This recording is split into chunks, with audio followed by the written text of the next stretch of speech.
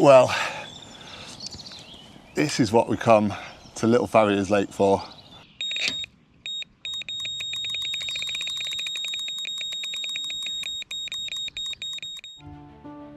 Obviously your hook bait can make a massive difference.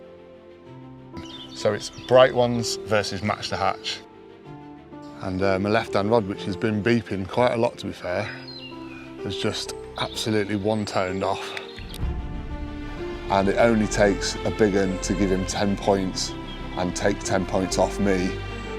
That looks like a proper one, John. We'll have him all day long. It does prove that sometimes finding something new can be the change of a session. So, you've seen carp fishing challenges and versus matches before.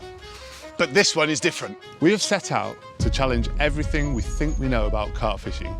We're going to put tactics against each other to see which one will win on any given venue. The format is simple. We fish open access waters that anyone can go to. We do 48 hours. We each have an opposing tactic that we have to stick to until that final whistle blows. The winner will be the person with the most points at the end of the session. One fish equals 3 points, but to keep it interesting, the largest fish will be awarded 10 points. Remember, this isn't a test to see who is the best angler. This isn't a challenge that has to be completed. Oh no, this is a test to see which tactic will win. This is Challenge Everything. Throughout the course of this series, we're going to be giving you the chance to win some Trakker goodies. So make sure you hit the subscribe button and keep watching the rest of the video to find out what you can win and what you've got to do to win it. Well, you've joined us down at Little Farriers Lake in the Cotswolds for an episode of Challenge Everything, where we're going to be testing hook baits this time. So it's bright ones versus match the hatch. Yep. Now we are in spring, so it's a very topical subject to be covering at this time of year because obviously your hook bait can make a massive difference. Yeah. So what are your thoughts, John? What would you try and do at this time of year normally?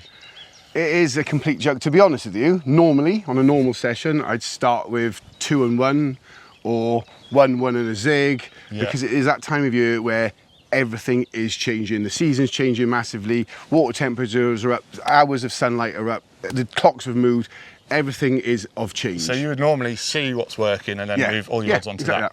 But you can't do that, I'm afraid, on this session, because we have got to stick to whatever we draw. So, on that note, it's time to do the draw. It is. So first of all, we're going to have rock, paper, scissors, which will decide the tactic that we get. Whoever loses that draw then has to pick out of a hand behind the back for which side of the swims that we get. So, rock, paper, scissors. Rock, paper, scissors. Are you ready? So it's 1, 2, 3, shoot, basically. Yeah. 1, 2, paper, 3. scissors, shoot. Bosh. Fluoros. So John's going on the fluoros, right? That's interesting. I feel like there's a theme on these videos where you win the draw, and then you get the good swim. No, we'll see. Right, so I now have to pick out of John's hand which side of the swims we're going to go. Oh, he's done it again. Oh. Move it over there. Right, cool.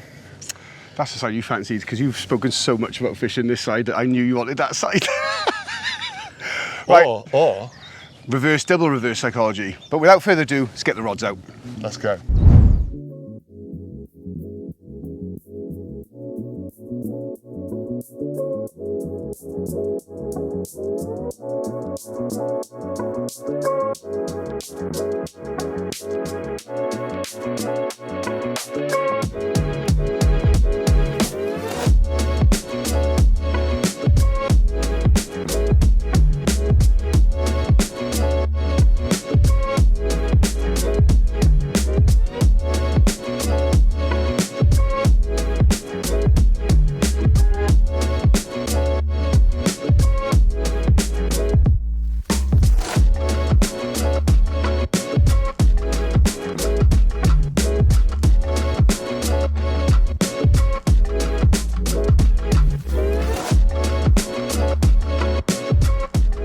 Well, it certainly is not the biggest fish in the lake. In fact, it's possibly the smallest fish. We knew these stockies were in here.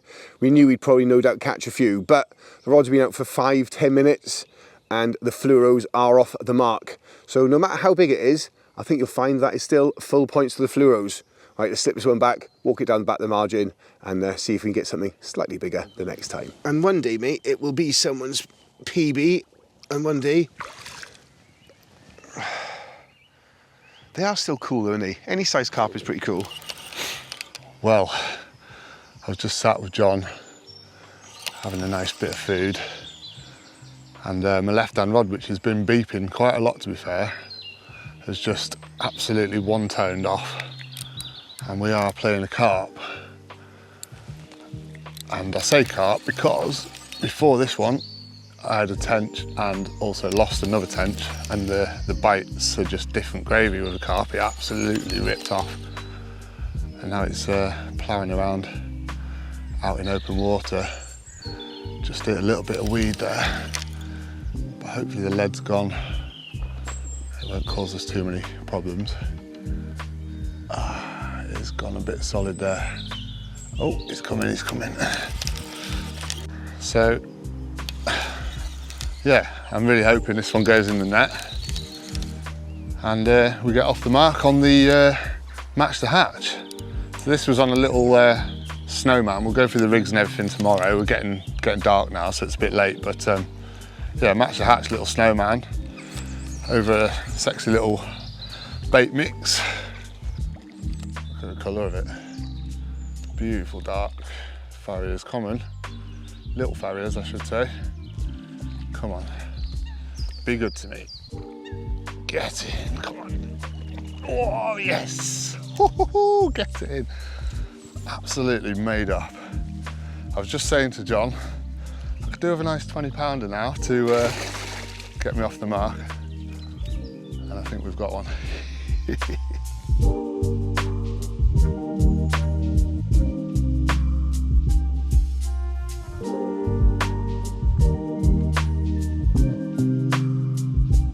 Well, here we go.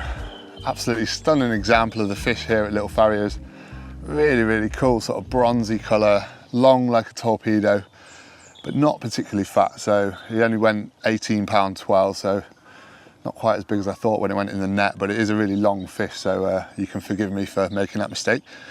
But yeah, over the moon, first fish on the match the hatch hook bait, and the biggest fish of the match so far, so 10 points to me. Woohoo! So yeah, let's get it back, and I need to get that rod back out before it gets dark.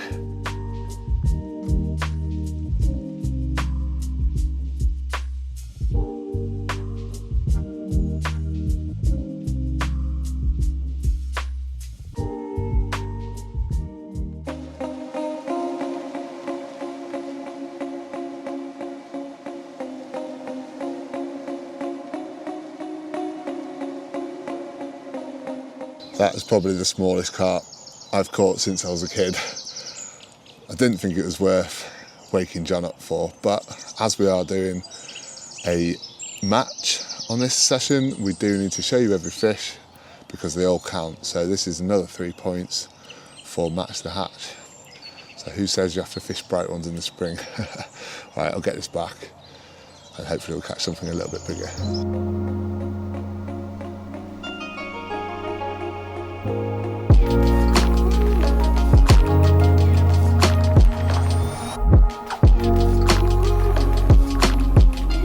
Fish seem to be on the munch this morning. I've just had this other one, only 14 pound, but it's another one for the match the hatch hook baits and another 3 points. So yeah, that's 16 points I'm on now because I've had the biggest fish for 10 points and then 2 smaller ones. So yeah, it's going well so far. I could do with a little bit more sleep, but it's a beautiful morning. Hopefully there's a few more fish to come yet.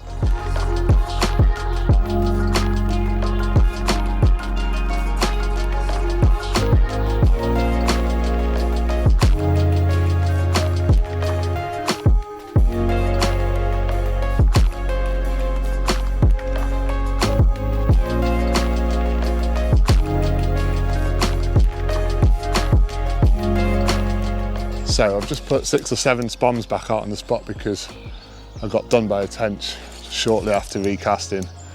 I thought I'd sort of get a bit of bait out there, try and feed them off a little bit. And it's only taken 20 minutes and the rod's gone. And it feels like a carp this time, which is nice because we've had quite a few tench and a lot of bleeps and stuff from them swimming around the rigs. But yeah, we're playing a carp. It's plodding around, so it feels all right, but it's hard to tell with all this weed about. So he's currently trying to swim left around this retaining net that's out here, I think for catfish, if anyone catches one. And the fish obviously knows that's there and he's trying to get around it. So just giving him a bit of side strain at the moment, trying to bring him back. Hopefully he's gonna come back in front of me in a second. But yeah, I'm just gonna concentrate on getting this in. Hopefully we'll be able to show you it.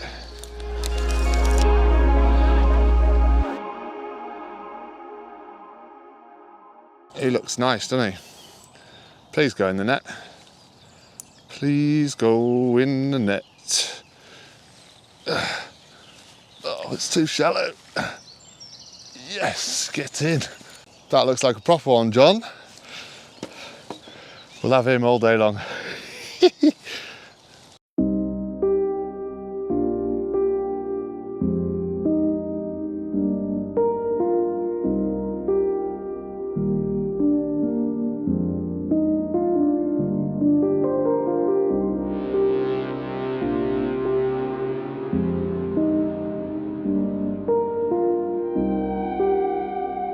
Well, this is what we come to Little Farriers Lake for. Had a few smaller ones, but this has more than made up for it. 27 pounds, stunning linear. I absolutely love this place now. After maybe moaning slightly about the smaller stamper fish, it's come good. And we've got this absolutely stunning fish. I'm made up with that.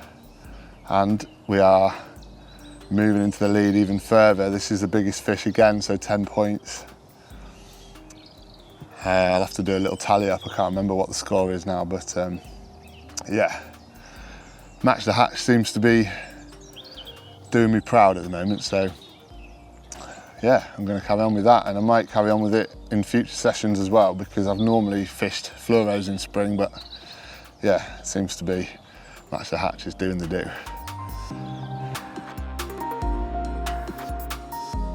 So for your chance to win a Trakker end tackle bundle worth over £50, all you've got to do is subscribe to the Trakker channel and leave a comment down below with your suggestions for the next Challenge Everything. Well, unfortunately, nothing for me overnight. One single beep on that left-hand margin rod, the rod that keeps getting ducked.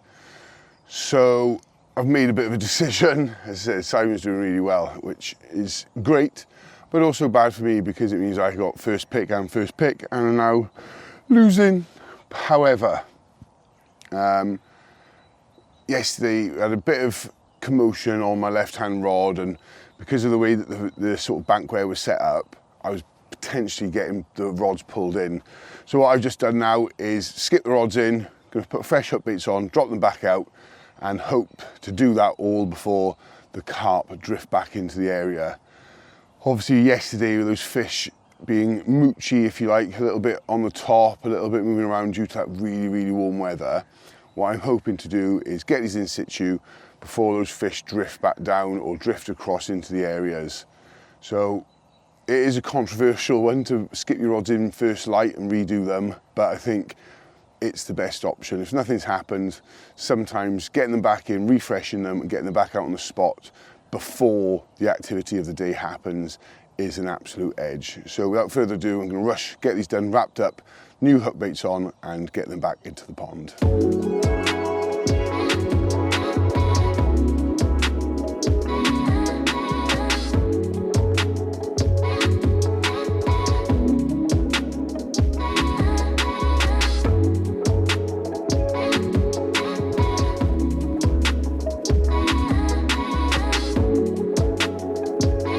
Right, so I've just been done by a tench on my right-hand rod, and I was literally wrapping up that rod to get it back out again. And the left-hand rod is gone, and we are into a carp and a big ball of weed. So I'm just trying to keep the rod high at the moment because there's quite a lot of weed out here. And the last thing I want is the fish getting its nose down into that and locking me up. So it's coming across the surface, away from all the weed. I think the lead's gone as well, so that just helps. Yes, come on. That's fish number 4 of the morning, boy. Happy days. Been a productive morning. We've had 4 so far since it got light. And this one's 17.5 pounds, so not the biggest, but that's another 3 points to the match the hatch hook baits. And so after we put this one back, I'm going to talk you through my rig and my bait and everything. As this is a tactics challenge, we'll show you how we're fishing, and we'll go see how John's getting on. Right, so we've come to the part of the video where we're going to talk through our tactics. As this is a tactics challenge, we do need to show you how we're fishing. And as you know, I'm using match the hatch hook baits on this session. So what I've got is my favourite little D-rig there. Very, very simple. A chod hook, so it just sits nicely. About sort of 9 inches of fluorocarbon, little blob of putty in the middle just to help drop it down. And then the all-important hook bait is a match the hatch, half a pop-up on top of a cell bottom bait there. And I'm putting that out with a little bag of pellets just to protect the hook point, because when we got here, we had a little lead around and found that the lake is quite weedy. And now I did find a fairly clear spot out in that open water in the weed, but I just want to make sure that the hook's not getting caught up in any of that bottom weed. So a little bag slid down just protects the hook and gives you a little bit of attraction around it. And basically I've got 1 rod in open water and then 2 rods in the margin. So one's off to my right hand margin where there was a few fish sat yesterday, and then the other one is going right along in front of a swim on the right hand side where I found another nice clear spot and there was fish patrolling up and down.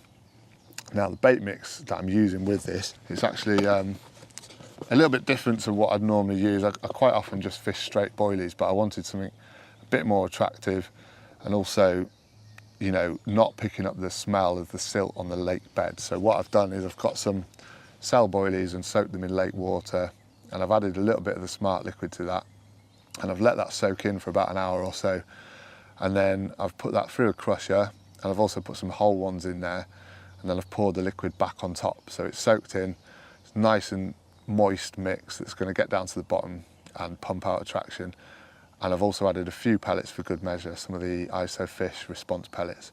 So really nice, attractive mix, and I'm not using loads, maybe 3 or 4 spoms after every fish, and that's what's been doing the bites. So hopefully over the next 24 hours we're going to have a couple more, and in a minute we're going to go see John and see how he's fishing.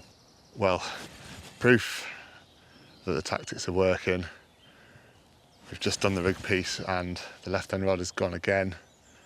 It just shows you, if you get it right, get the spot right, make sure you presented well, you can have multiple fish like this.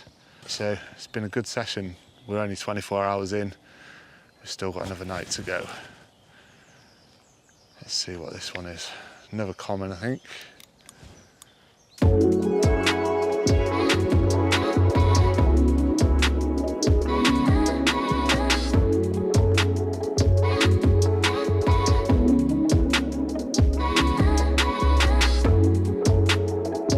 Right, another stunning Little Farriers carp, £20 exactly, so nice to get another 20 after a few doubles and stuff. And yeah, just proves that the tactics are working. Match the hatch hook baits on a clear spot in amongst the weed. And yeah, these fish are absolutely loving it at the moment. We're just sort of warming up after a bit of a cold winter, and I think the fish have finally sort of got on the feed properly. And I wouldn't mind betting the next couple of weeks they'll probably be getting jiggy, because it's definitely that time of year. So we're getting back. Hopefully there's time for more. Right then, so as you've seen, after Simon's phenomenal success so far, it's certainly not the same way for me. Had that little one straight away. I thought, you know what, if I can just chalk a few of these away, he can catch all the big ones he wants. I'll just keep up to date. That has not happened. Nothing has happened at all. To be honest with you, it was a huge struggle. Even though I won the side and won the tactic, it doesn't always work. As I say, we're always guessing. And yesterday, to be honest, I was pulling my rather luscious locks out. Simply couldn't find a spot. It was really, really tough. But there's been a few fish patrolling in a certain area on the surface and sort of fizzing around. And it's just sat here thinking, do you know what, I'm gonna have to mark the area up. And unbelievably, the second cast, after probably 2,000 casts yesterday, the second cast in a likely looking area has gone thump. I've explored the spot left and right, and it's potentially good enough to put 2 rods on. Now, the reason that that spot has filled me with confidence is I've had them in the margins. I've had them one really, really close in and it's sort of scattered along the left-hand marginal edge, and nothing's happened, and nearly everything Simon's had is out of that middle section of the lake. So to see them there, to find an area that I can present, I think I'd be crazy. A lot of people are like, oh, don't put 2 on straight away, put 1 on and see how it goes. I don't think the others are going to do particularly much. The fish just haven't seemed to move back into this area.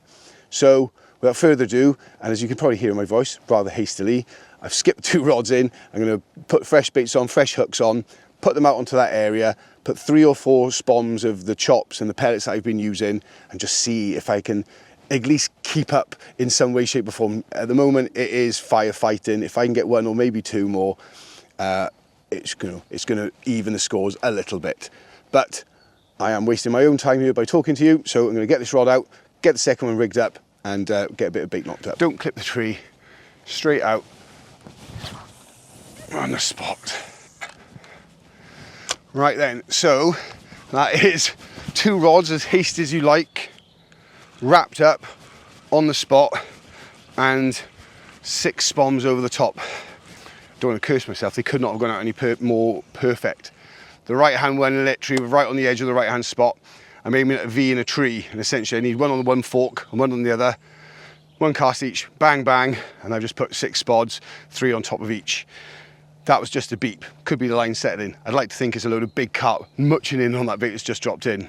But yeah, it feels weird to be completely rejuvenated. To be honest with you, I was sat there a bit doom and gloom earlier, almost beating myself up. However, new spot, new spirit, right? Fingers crossed.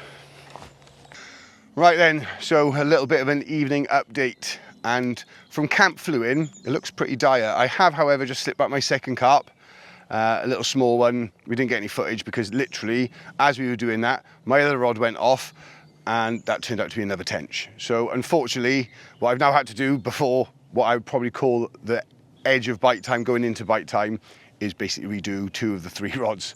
However, we remain optimistic, and Simon has had an absolute epic session, and we really don't think that is over. So as we slip into the second evening, I'm not as down as I was earlier, and it's all right to sometimes feel a bit glum, but I have got a lovely spot. But the actual fish came off of the old spot one I found right at the start of the session. But fingers crossed, a few carp through the night might make this a little bit more competitive, as long as Simon stopped catching as well. But for now, let's get this rod out, sit back down. We've got some mac and cheese and the football to watch, and pray for those alarms to rip off. Well, not long after talking to you earlier about finding that spot and being really confident with it, this little cheeky linear is ripped off. Certainly not the biggest in the lake, but I think you'll quite agree, an absolute stunner. So it does prove that sometimes finding something new can be the change of a session. I said I'm nowhere near Simon. However, if I have a day like he had today, and he doesn't have a day like he had today, there could be some catching up. But yeah, unfortunately didn't get the fight. Simon literally just nipped up to the van, but I don't care at all. This lively little one sort of puts a little spring back in my step. Right, slip it back, get the rod back out. Right then, so although I certainly haven't caught anywhere near as much as the maestro that is Simon Dew, it is always worth talking about the tactics that I have taken, because I have started to string a few captures together. Now, when the draw happened, in my head there was going to be nothing better than a fluoro in this lake.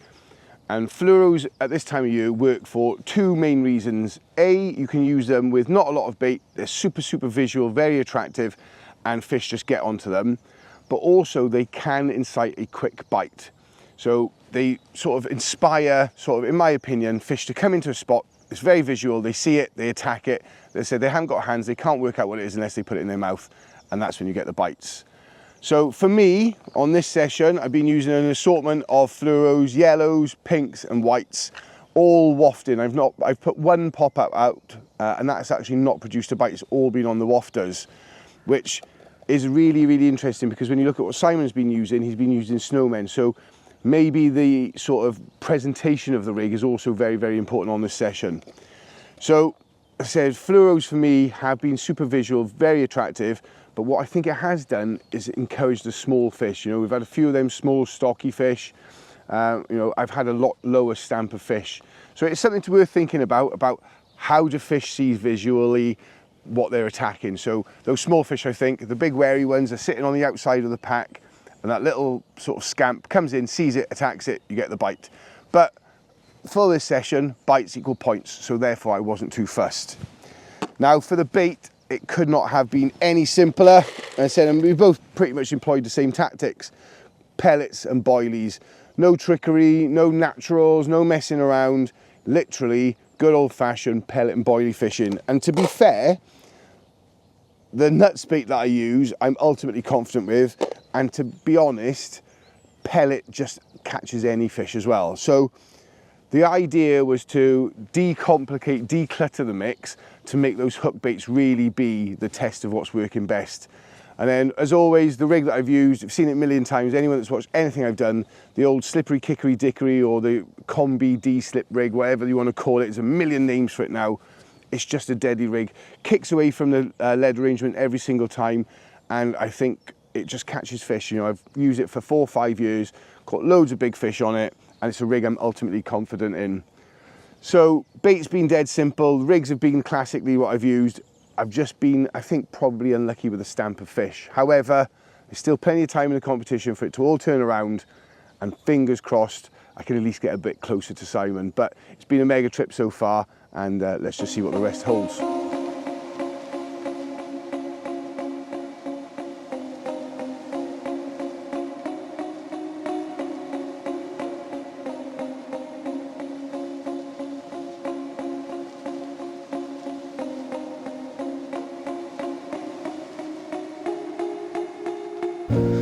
Well, I said we had an evening of mac and cheese and football. Mac and cheese was delightful. Football has got off to a terrible start, but the rod that was left on the spot after I put the rod back out, so it's one that's been out there the longest, has ripped off 5 minutes in. So yeah, I don't think it's anything big at all. But yeah, busted off the spot and immediately kited like a man possessed, and now it's giving a bit under the tip. But yeah, hopefully it's a sizable carp that we can weigh in a few points with.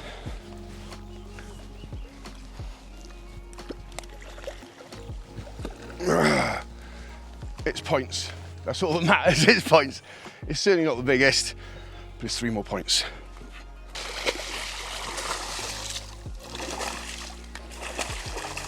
No, I'm not having this.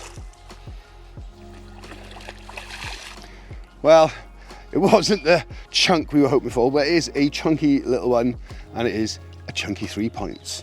Right, I'm wasting no time slipping it back, rod back out.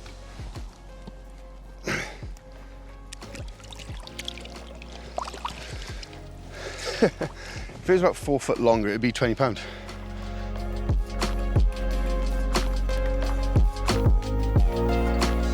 Well, good morning, and as you can see, I've caught this lovely 18 pounder this morning, 18 and a half, stunning little linear, and it does mean that I get another 3 points on the tally.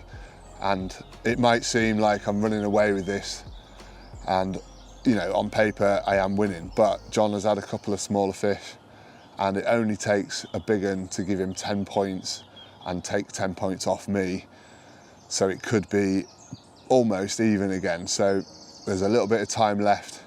I haven't won yet, so let's see what the rest of the session brings.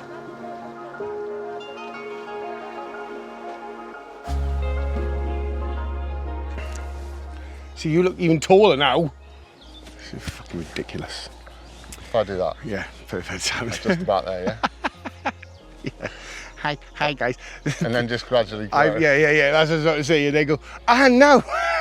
So we've come to the end of Challenge Everything, and it's been an interesting one, this one, because in spring most people would think fluoros would be the one. Yeah, most people would have thought it, yeah. But as it happens, somehow I managed to catch No, mate, 10 fish, and all of those have been on match the hatch, and slightly bigger as well. So that's interesting. Yeah, as we said, mate, whether or not it was the small fish with the area, but you have fished an outstanding match, mate. I will take my hat off to you, mate. Thank you have so fished an much. That was outstanding. a weird handshake. It was weird. I grabbed your wrist. Yeah. So if you've enjoyed the video, please like it, leave us a comment with your suggestions for the next episode of Challenge Everything, and subscribe to the Trakker YouTube channel for your chance to win that end tackle bundle. Boom. Is that right? Yeah, do you know what? Do you know what outros that go on for hours? Yeah.